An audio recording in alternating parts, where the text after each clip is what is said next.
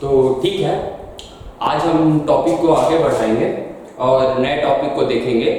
तो आज पढ़ेंगे एम्पियर सर्किटल लॉ के बारे में और इसका यूज करना सीखेंगे कि कैसे इसका यूज कर सकते हैं। जैसे हमने पहले बायो सेवर्ट लॉ पढ़ा, फिर उसके एप्लीकेशन देखे कि कहाँ कहाँ पर उसको अप्लाई कर सकते हैं। तो आज हम एम्पियर सर्किटल लॉ देखेंगे और देखेंगे कि उसको कहाँ कहाँ पे अप्लाई कर सकते हैं, कैसे उसका यूज करना है। तो ठीक है, देखिए एम्पियर सर्किटल लॉ।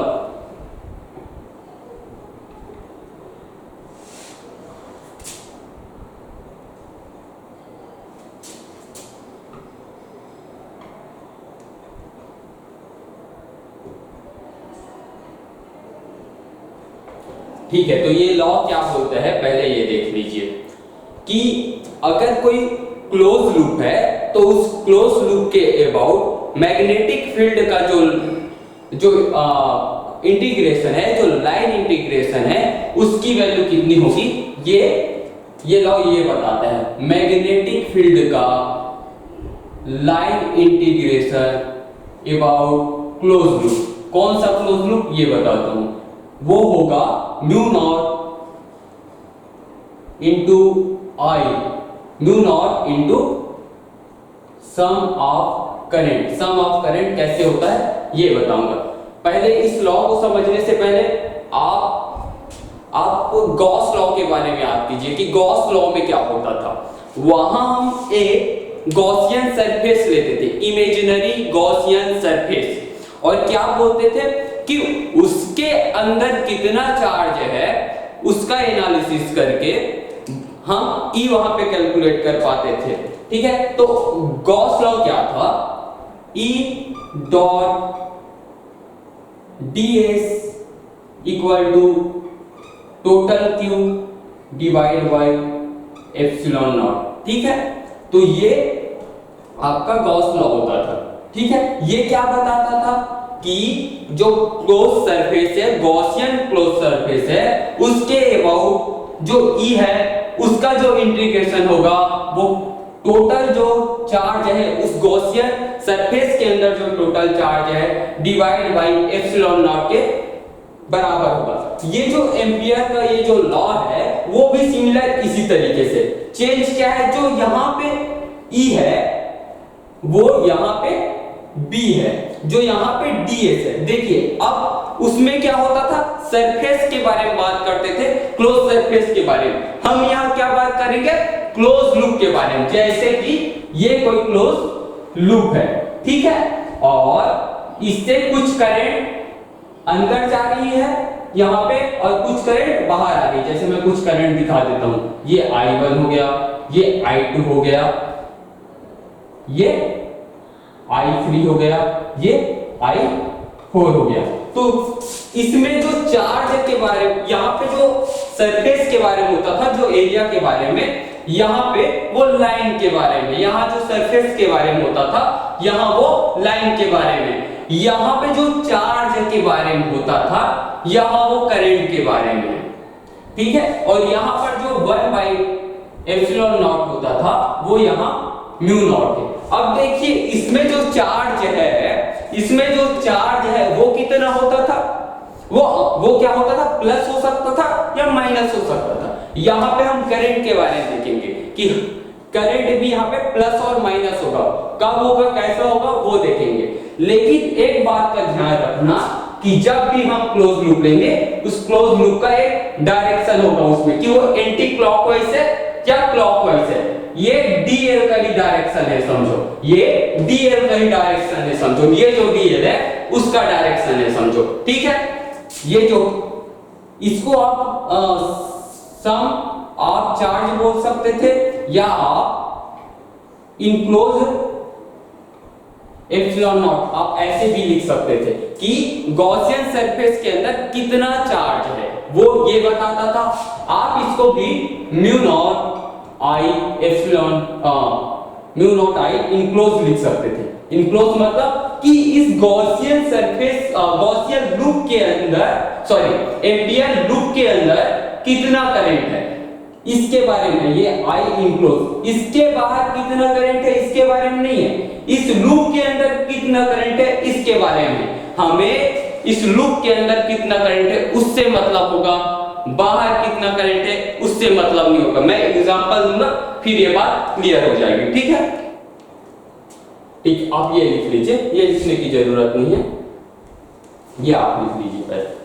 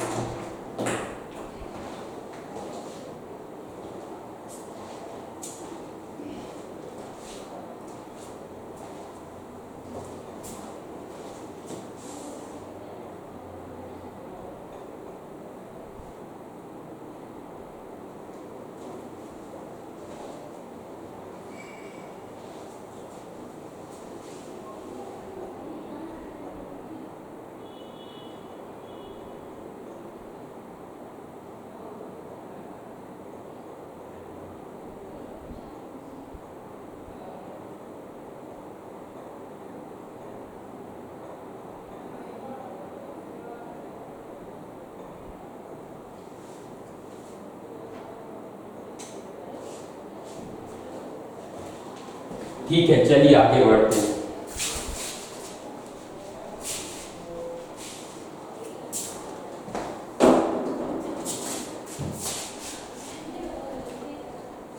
तो अब देखिए कि ये बहुत सारा करंट है, मैं उसको यहां पर क्या लिख सकता हूं, ये मिटा देता हूं। मैं लिख सकता हूं इक्वल टू म्यू नॉट, अब देखिए I3, ये I3 और I2 बाहर की ओर है तो मैंने इसको कर दिया प्लस, और I1 और I4 अंदर की ओर है तो मैंने उसको कर दिया माइनस। मैंने बोला था जैसे चार्ज को प्लस और माइनस लेते थे, यहाँ पे भी करंट को प्लस और माइनस लेंगे, लेकिन कब लेंगे उसका मैं आपको कंडीशन लिखवाता हूँ। लेकिन आपको इतना समझ आ गया कि हाँ कुछ करंट होगी जो माइनस होगी और कुछ करंट जो है प्लस होगी। अगर हम बाहर वाले को प्लस ले रहे हैं तो अंदर जाने वाले करंट को माइनस लेंगे, और अंदर जाने वाले करंट को माइनस ले रहे हैं तो बाहर आने वाले करंट को प्लस लेंगे। लेकिन कब लेंगे वो देखते हैं। आपके पास आप जब ये लूप लोगे, ठीक है, जैसे आप गॉसियन सरफेस लेते थे इमेजिनरी गॉसियन सरफेस, वैसे ही जब आप ये इमेजिनरी एम्पियर लूप लोगे, एम्पियर क्लोज लूप लोगे, तो आपके पास ऑप्शन रहेगा कि आप ये डायरेक्शन किधर लेते हैं, एंटी क्लॉकवाइज लेते हैं या क्लॉकवाइज लेते हैं। जैसे कि मैंने यहाँ पे क्या बनाया है, एंटी क्लॉकवाइज। आपके पास छूट है कि आप क्लॉकवाइज भी ले लें, लेकिन अगर एंटी क्लॉकवाइज लेते हैं तो क्या अंतर आएगा और क्लॉकवाइज लेते हैं तो क्या अंतर आएगा वो मैं दिखाता हूं।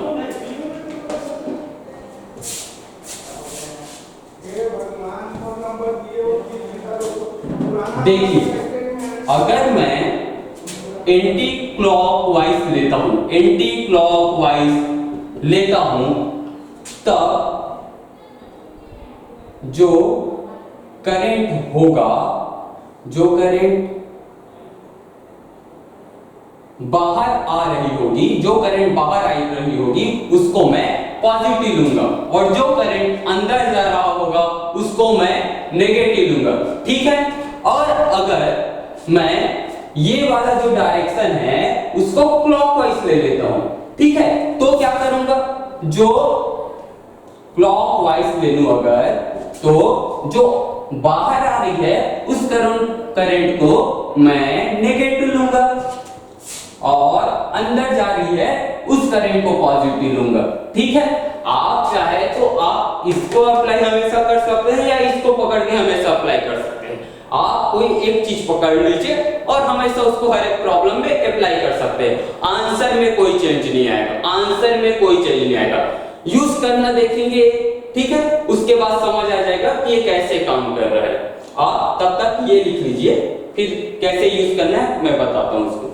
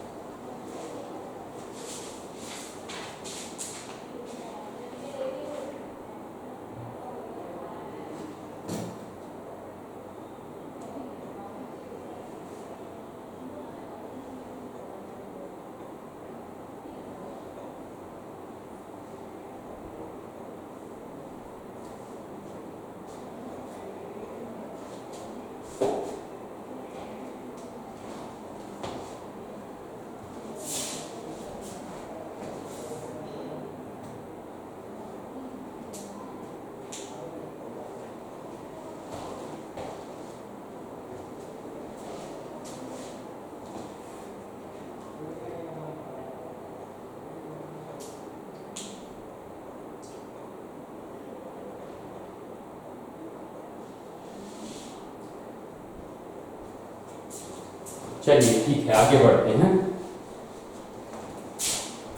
देखिए मैं अपने क्वेश्चन में हमेशा, मैं जब भी यूज करूंगा एंटी क्लॉकवाइज लूंगा, ठीक है, कुछ भी ले आंसर सेम आता है, लेकिन मैं अपने हर एक लगभग सारे क्वेश्चन में या प्रॉब्लम में एंटी क्लॉकवाइज डायरेक्शन लूंगा। एक बार और देख लेते हैं कि एम्पियर सर्किटल लॉ का मतलब क्या होता है। चलो कुछ करंट दिया हुआ है, करंट डिस्ट्रीब्यूशन वो देखते हैं। ये हो गया I1, बाहर की ओर आ रहा है करंट, सॉरी ये I हो गया, ये 2I हो गया, अंदर की ओर जा रहा है। ये 6I हो गया, अंदर की ओर जा रहा है। ये 9I हो गया, बाहर की ओर आ रहा है, ठीक है। ये 2I हो गया, अंदर की ओर जा रहा है, ठीक। अब मुझे एक यहां पे एक एम्पियर क्लोज लूप दिया हुआ है, ठीक है, जिसका डायरेक्शन एंटी क्लॉकवाइज है। तो मुझे एम्पियर का ये जो लॉ है वो लिखना है। तो क्या होगा, B डॉट dl का integration equal to mu naught. अब I समेशन ऑफ I कितना है, टोटल I कितना है, ये है 9I देखिए ये बाहर की ओर है, इसलिए 9I को पॉजिटिव ले रहा हूं क्योंकि एंटी क्लॉकवाइज डायरेक्शन में। आप नोट किए हो उसको देखिए, एंटी क्लॉकवाइज डायरेक्शन में जब भी लेंगे तो बाहर आने वाली जो करंट है उसको पॉजिटिव लेंगे, और ये करंट अंदर की ओर है, ये करंट अंदर की ओर है, इसलिए इसको मैं नेगेटिव लूंगा, और ये भी करंट अंदर की ओर है तो इसको भी नेगेटिव लूंगा। लेकिन मैं इन दो करंट को नहीं लूंगा, क्यों, क्लोज लूप के अंदर जो जो करंट होगी हम बस उसको लेंगे, हमें बाहर कितनी करंट है उससे बिल्कुल भी मतलब नहीं है, ठीक है। तो कितना हो जाएगा, म्यू नॉट, ये हो जाएगा 9I minus 8I equal to mu naught I, ठीक है। तो ये हमारा एम्पियर्स लॉ हो गया। कैसे यूज करना है, ये बाहर के करंट को कभी नहीं लेना है, हमें बस क्लोज लूप के अंदर के करंट को लेना है, ठीक है। इसके बाद हम एप्लीकेशन देखेंगे इसका।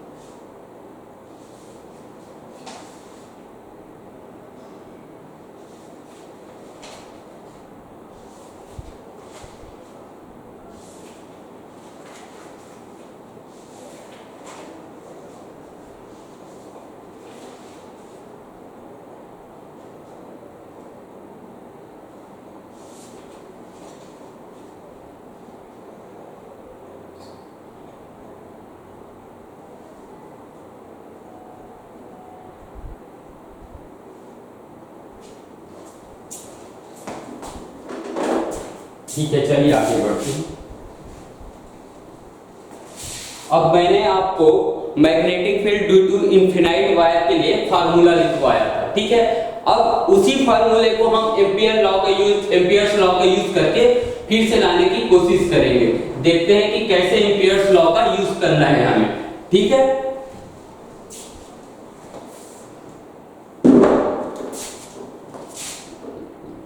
Magnetic field due to infinite, आप लिख लीजिए magnetic field due to infinite wire, ठीक है। अब देखिए एक वायर है, इनफिनाइट वायर है, इसके कारण इस पे आई करंट ऊपर की ओर फ्लो हो रही है, ठीक है। इस पे आई करंट ऊपर की ओर फ्लो हो रही है। मुझे इससे r डिस्टेंस पर कोई पॉइंट P है, उस पॉइंट पर मुझे मैग्नेटिक फील्ड निकालना है, ठीक है। उस पे मुझे मैग्नेटिक फील्ड निकालना है। चलो मैं इसको D ले लेता हूं, आप कुछ भी ले सकते हैं, R ले सकते हैं, D ले सकते हैं, ठीक है। चलिए मैं इसको D ले लेता हूं, ठीक। अब मैं इसको थोड़ा सा डायग्राम थोड़ा चेंज करके आपको दिखाता हूं कि करंट बाहर आ रहा है, ठीक है। ये वायर सीधा था, मैंने पकड़ा, इसको मोड़ दिया तो करंट जो बाहर आ रहा है, ठीक है। और इससे मुझे d डिस्टेंस पर कोई पॉइंट P है, उस पे मुझे मैग्नेटिक फील्ड निकालना है इनफिनाइट वायर के कारण। तो मैं करूंगा क्या, मैं यहां पर एक क्लोज लूप ले लूंगा, ठीक है। मैं यहां पर एक क्लोज लूप ले लूंगा।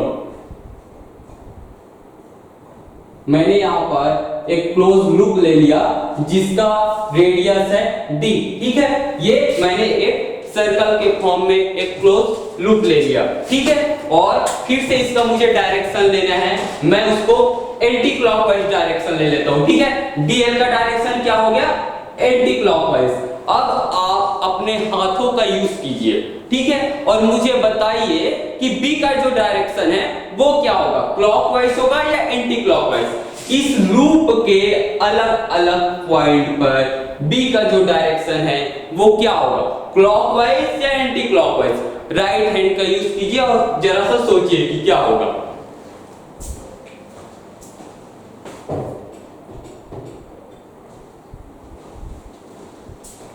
ठीक है, देखिए करंट किधर जा रहा है, बाहर की ओर। करंट बाहर की ओर है, मेरे ये चारों उंगलियां इस डायरेक्शन में है, ठीक है, इस डायरेक्शन में। ये देखिए, यानी कि जो मैग्नेटिक फील्ड का जो डायरेक्शन है वो भी एंटी क्लॉकवाइज होगा, यानी कि दोनों का ही डायरेक्शन b और dl का जो डायरेक्शन है वो एंटी क्लॉकवाइज है, ठीक है। तो दोनों के बीच का एंगल कितना हो गया, 0 डिग्री, ठीक है। दोनों के बीच का जो एंगल है वो हो गया 0 डिग्री, ठीक। अब मैं एम्पियर लॉ का यूज करता हूं। एम्पियर लॉ क्या था, b डॉट dl का integration equal to mu naught, और इस लूप के अंदर कितना करंट है वो है I, और किधर आ रहा है, बाहर की ओर। एंटी क्लॉकवाइज डायरेक्शन में हमने लूप को लिया है और बाहर की ओर आ रहा है करंट, इसलिए मैंने पॉजिटिव ले लिया। यही करंट अगर अंदर की ओर जाता तो मैं नेगेटिव ले लेता, लेकिन यहाँ पे मैंने बाहर की ओर करंट आ रहा है इसलिए पॉजिटिव लिया है, ठीक है। आगे देखते हैं, इसको मैं लिख सकता हूं b dl cos 0। cos 0 क्यों लिया, क्योंकि जो b और dl के बीच का जो एंगल है वो 0 है, इसलिए मैंने इसको cos 0 ले लिया equal to mu naught I, ठीक है। अब देखिए इस सर्कल के हर एक पॉइंट पर जो b की वैल्यू होगी वो सेम होगी। इस करंट के कारण इस सर्कल के हर एक पॉइंट पे जो b की वैल्यू है वो सेम होगी, इसलिए मैं b को बाहर ले सकता हूं और ये बचा dl। और cos 0 का जो वैल्यू होता है वो होता है 1 equal to mu naught I। अब dl इसको क्लोज लूप, देखिए अब dl का इंटीग्रेशन करेंगे तो वो कितना आएगा, ये सर्कल है इसका मतलब है 2 पाई r आएगा, ठीक है। यहाँ पे d है रेडियस तो 2 पाई d, ठीक। b into equal to mu naught I. ठीक, अब मैं इसको आगे लिख लेता हूं, B equal to mu naught I divide by 2 pi D. तो ये आपके इनफिनाइट वायर के कारण जो मैग्नेटिक फील्ड है P पॉइंट पर, उसकी एक वैल्यू ये आ जाएगी। ठीक है, आप पहले वाले फार्मूले से मैच करके देखेंगे, वो भी इतना ही आया है। ठीक है, वो हमने कुछ ऐसे लिखा था, B equal to mu naught by 4 pi 2 I D, कुछ ऐसे ही लिखा होगा। ये दोनों सेम है, कोई डिफरेंस नहीं है। ठीक है, तो ये हमारा ये आ गया। आप रेडियस स्मॉल आर भी ले सकते हैं डी के जगह, कोई दिक्कत की बात नहीं है। ठीक, बस यहाँ पर डी के जगह आर लिखा होगा, बस अंतर है। ठीक है, आप इसको नोट कर लीजिए। तो अब मैं उम्मीद करता हूं कि आपको समझ आ गया होगा कि हम कैसे इसका एम्पियर्स लॉ का यूज करेंगे। ठीक है,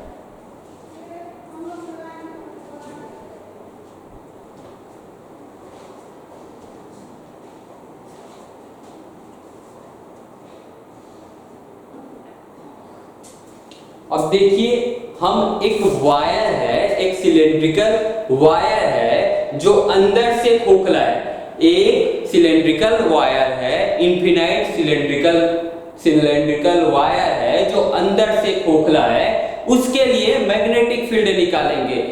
2 पॉइंट पे मैग्नेटिक फील्ड निकालेंगे, एक तो वायर के अंदर उसके एक्सियल पॉइंट पे, और एक तो वायर के बाहर। ठीक है, दोनों पॉइंट पे हम मैग्नेटिक फील्ड निकालेंगे एम्पियर लॉ का यूज करके।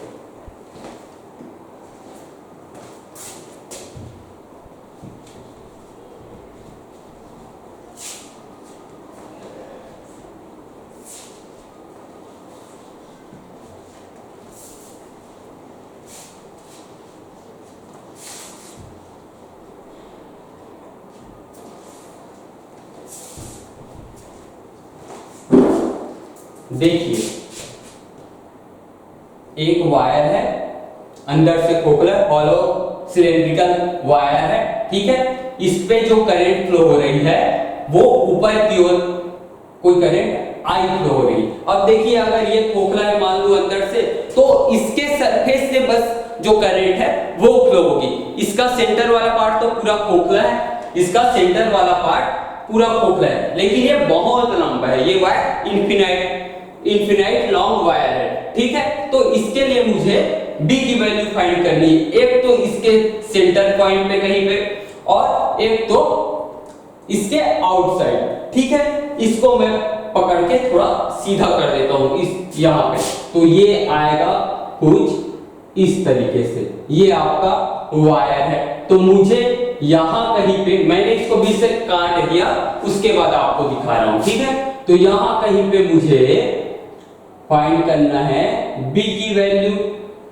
ठीक है, और आउटसाइड पे भी कहीं पे मुझे b की वैल्यू फाइंड करनी है कि क्या होगा। इस पे ऊपर की ओर करंट I फ्लो हो रहा है, यहां पे समझिए कि बाहर की ओर करंट I फ्लो हो रहा है। ठीक है, तो मैं सबसे पहले ये जो बाहर ये कोई पॉइंट P है, इस पे करंट फाइंड कर लेता हूं। तो चलिए, ये है स्मॉल r, सेंटर से इस पॉइंट P की दूरी स्मॉल r है। ठीक है, तो इसके लिए सबसे पहले फाइंड कर लेते हैं। तो क्या करूंगा मैं, सबसे पहले एक क्लोज लूप लूंगा। तो एक क्लोज लूप ले लेता हूं, स्मॉल r रेडियस का एक लूप लेता हूं।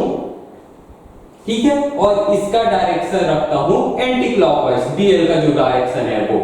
ठीक है, अब क्या होगा, अब करंट जो है ये वायर है, खोखला वायर है, बस इन सब पॉइंट से होके करंट आगे बढ़ रही है। अब करंट जो बाहर की ओर है, तो मैग्नेटिक फील्ड का डायरेक्शन किधर होगा, एंटी क्लॉकवाइज होगा कि क्लॉकवाइज। तो मैग्नेटिक फील्ड का जो डायरेक्शन है वो एंटी क्लॉकवाइज होगी। ठीक है, मैग्नेटिक फील्ड का जो डायरेक्शन है वो एंटी क्लॉकवाइज डायरेक्शन होगा। बी भी एंटी क्लॉकवाइज, हमने जो लूप लिया है वहां पे भी एंटी क्लॉकवाइज, जो थीटा का वैल्यू होगा वो 0 होगा। ठीक है, तो आगे बढ़ते हैं, क्या करेंगे, एम्पियर लॉ का कैसे यूज करेंगे, B डॉट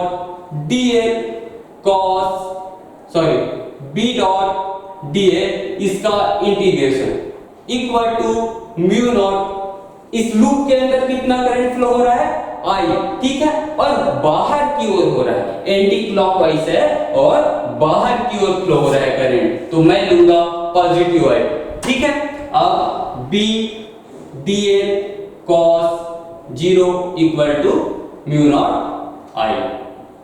अब इस हर एक पॉइंट पे वायर के कारण जो B की वैल्यू है वो होगी सेम, तो B को मैंने ला दिया इंटीग्रेशन के बाहर, cos 0 का जो वैल्यू है वो होगा 1 और ये होगा म्यू नॉट I, और ये हो जाएगा 2 पाई r, टोटल जो dl का इंटीग्रेशन है वो हो जाएगा 2 pi r equal to mu naught I। तो B equal to mu naught I divide by 2 pi r। तो ये आपकी वैल्यू आ गई आउटसाइड के लिए, वायर के बाहर जो B का वैल्यू होगा वो इतना होगा। ठीक है, अब हम फिर अंदर के लिए देख लेते हैं, अंदर के लिए क्या करूंगा, चलिए मैं नया डायग्राम बना लेता हूं अंदर के लिए, तो यहां पे बना देता हूं। ठीक, तो ये आपका वायर है। ठीक है, आउटसाइड करंट फ्लो हो रहा है। अब मुझे इस पॉइंट पे क्या निकालना है, मैग्नेटिक फील्ड की वैल्यू निकालनी है। तो मैं इसको थोड़ा बड़ा बना देता हूं, ये आपका वायर है, खोखला वायर है, इस पॉइंट पे मुझे मैग्नेटिक फील्ड की वैल्यू निकालनी है। तो क्या करूंगा, मैं इसके चारों ओर एक क्लोज लूप ले लेता हूं जिसका रेडियस है स्मॉल r। ठीक है, जिसका रेडियस है स्मॉल r। अब मैं इसके लिए एम्पियर लॉ का यूज करता हूं। ठीक है, तो क्या होगा, B डॉट dl का integration equal to mu naught. अब I कितना है वो बताइए, I कितना है इस एम्पियर लूप के अंदर, I कितना है, I 0 है, इसके अंदर कोई करंट नहीं फ्लो हो रहा है। करंट कहां से फ्लो हो रहा है, करंट इस सरफेस से फ्लो हो रही है। ठीक है, बीच में तो खोखला है, तो यहाँ पे करंट की वैल्यू कितनी हो जाएगी, वो हो जाएगी 0। तो ये कितना आ जाएगा, B dot dl equal to 0। अब देखिए ये जो dl की वैल्यू है वो 0 नहीं हो सकती, क्योंकि हमने क्लोज लूप लिया है। क्लोज लूप का तो एक लेंथ है, ठीक है, एक लंबाई है, ठीक है, तो वो जो dl है वो 0 नहीं हो सकती। तो इसको 0 होने के लिए b को 0 होना पड़ेगा। ये तभी 0 होगा, ये पूरी की पूरी वैल्यू, जब b 0 होगी। तो क्या हो गया, वायर के सेंटर पे क्या हुआ, b का वैल्यू जो है वो 0 है। ठीक है, आप ये नोट कर लीजिए।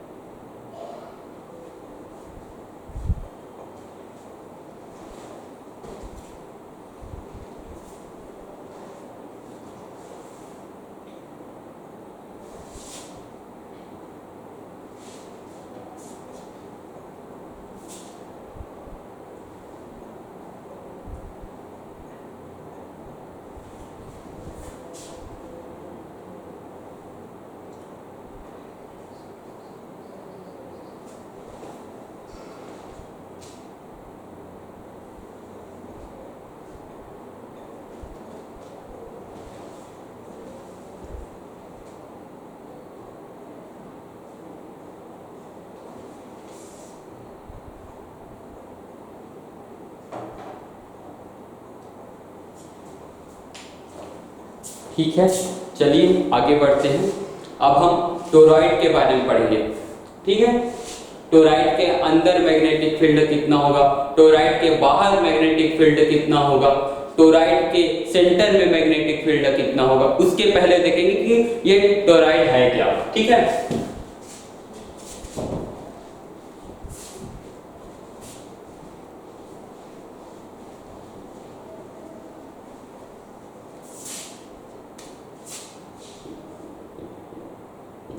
मैग्नेटिक फील्ड ड्यू टू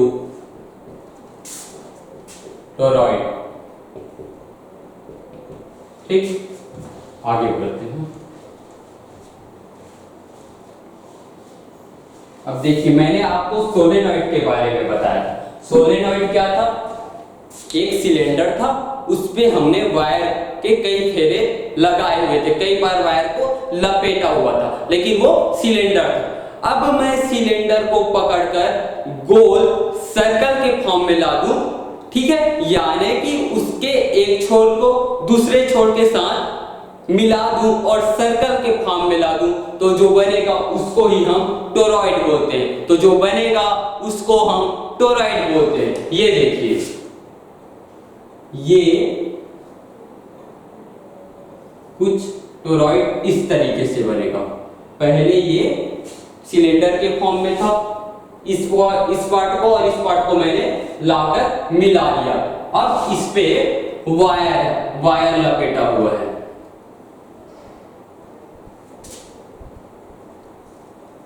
इस पे वायर लपेटा हुआ है, ठीक है। अब देखिए मैं इसके बीच के पार्ट को काट के दिखाता हूं कि कैसे दिखेगा, ठीक है।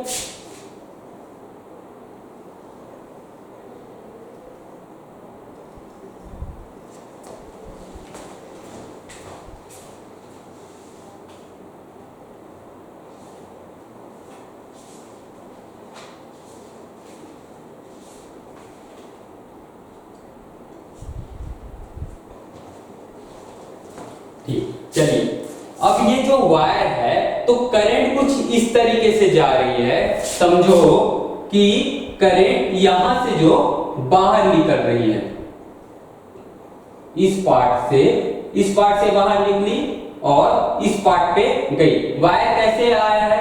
वायर कुछ ऐसे आया ऊपर से, फिर इसके अंदर से गया, फिर बाहर आया, फिर इधर से आया, फिर यहां से अंदर होते हुए यहां से बाहर। ये देखिए, ठीक है। यहां से ये अंदर जा रही है, फिर बाहर, फिर अंदर, फिर बाहर।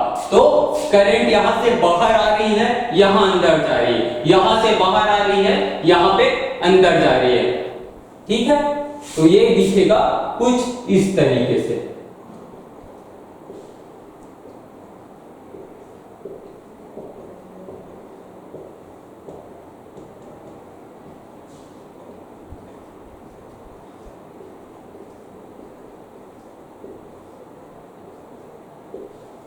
ये हो गया आपका टोराइड। मैं ये जो डायग्राम है ये मिटा देता हूं, ठीक है। अब इस टोराइड के मुझे तीन पार्ट पर मुझे मैग्नेटिक फील्ड निकालना है। एक तो सेंटर वाले पार्ट पे, एक तो इसके किसी पॉइंट पे, ठीक है, इसके अंदर किसी पॉइंट पे, और एक निकालूंगा बाहर पे, ठीक है। तो मैं सबसे पहले क्या करता हूं, सेंटर वाले पार्ट पे वैल्यू निकाल लेता हूं। तो सेंटर वाले पार्ट पे वैल्यू निकालूंगा तो क्या करूंगा, मैं एक क्लोज लूप ले लेता हूं, ठीक है। ये मैंने एक क्लोज लूप ले लिया जिसका डायरेक्शन मैंने रखा एंटी क्लॉकवाइज। इसका जो रेडियस है वो है स्मॉल r, ठीक है। तो क्या होगा, B dot dl equal to mu naught. अब बताइए क्लोज लूप के अंदर करंट कितना है? कोई भी करंट नहीं है, क्लोज लूप के अंदर कोई भी करंट नहीं है। तो क्या होगा, ये हो जाएगा 0, ठीक है। तो फिर से B डॉट dl का इंटीग्रेशन का वैल्यू हो जाएगा 0। इसका मतलब क्या है, B का जो वैल्यू हो जाएगा वो हो जाएगा 0, यानी कि सेंटर वाले पार्ट पे B का जो वैल्यू होगा वो होगा 0, ठीक है। अब मैं बीच वाले पार्ट पे देखता हूं कि ये टोराइड है, इसके किसी पॉइंट पे मैंने यहां पे एक पॉइंट ले लिया। अब इस पे मैं देखता हूं कि मैग्नेटिक फील्ड यहां पे कितना होगा, ठीक है। तो क्या करूंगा, यहां एक क्लोज लूप ले लूंगा r रेडियस का, ठीक है। r रेडियस का मैंने एक क्लोज लूप ले लिया।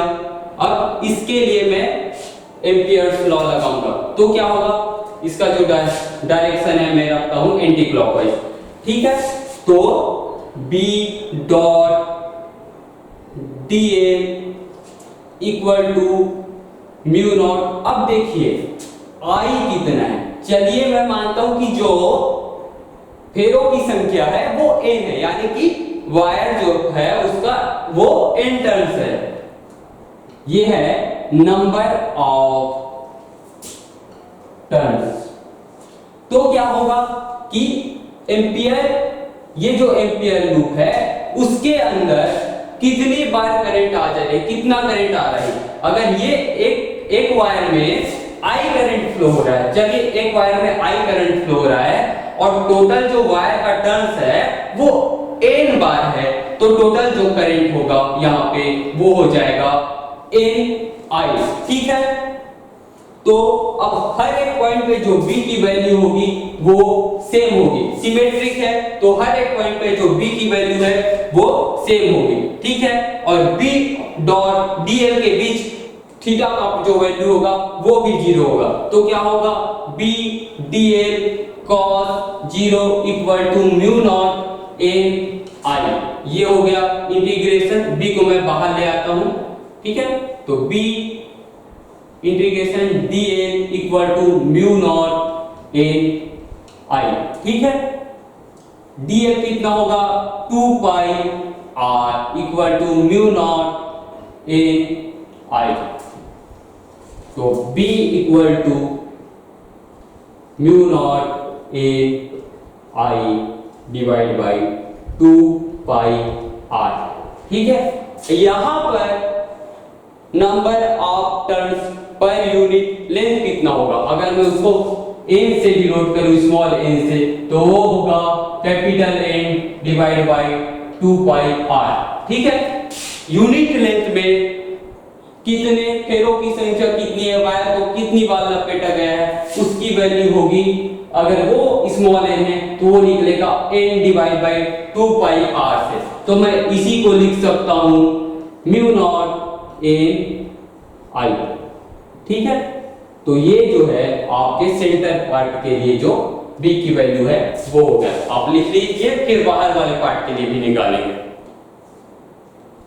इसके अंदर मैग्नेटिक फील्ड की जो वैल्यू है उसके लिए जो फार्मूला है वो ये हो गया।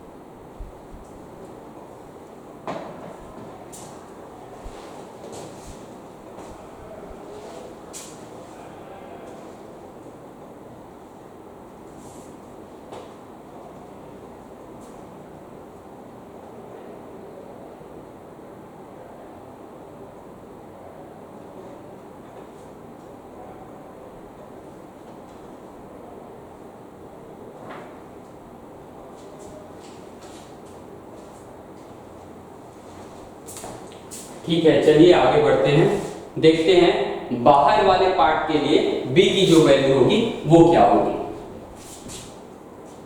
चलिए देखते हैं थर्ड। अब मैं किसी पॉइंट पे, बाहर में कोई पॉइंट है, ठीक है, इसके लिए एक क्लोज लूप ले लेता हूं, ठीक है, एंटी क्लॉकवाइज डायरेक्शन ले लेता हूं, ठीक, ये ले लिया मैंने एक क्लोज लूप, ठीक है। तो क्या होगा b dot dl equal to mu naught. अब I की वैल्यू कितनी होगी, ये देखिए, करंट यहां से बाहर आ रहा है और यहां से अंदर जा रहा है, तो जितना करंट बाहर आ रहा है, जितना करंट बाहर आ रहा है उतना ही करंट अंदर जा रहा है, जितना करंट बाहर आ रहा है उतना ही करंट अंदर जा रहा है। इसका मतलब है जो टोटल जो करंट है उसको हम ले लेंगे 0। तो क्या हो जाएगा b dot dl equal to 0। ये कब 0 होगा, जब b इक्वल टू 0 होगा। इसका मतलब टोरॉइड के बाहर भी मैग्नेटिक फील्ड 0 होता है। ठीक है, ये आप पूरा लिख लीजिए। आज का क्लास बस इतना ही था। ठीक है, तो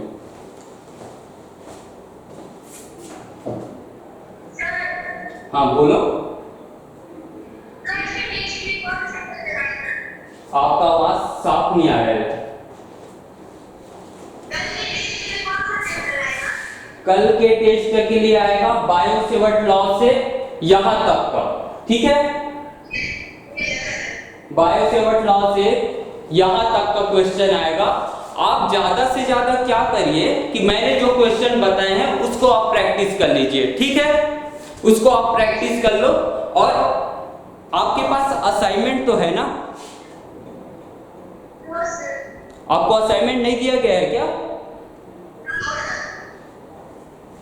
अच्छा ठीक है, तो आप क्या कीजिए कि मैंने जो क्वेश्चन बताए हैं उसी का आप प्रैक्टिस कर लीजिए। ठीक है।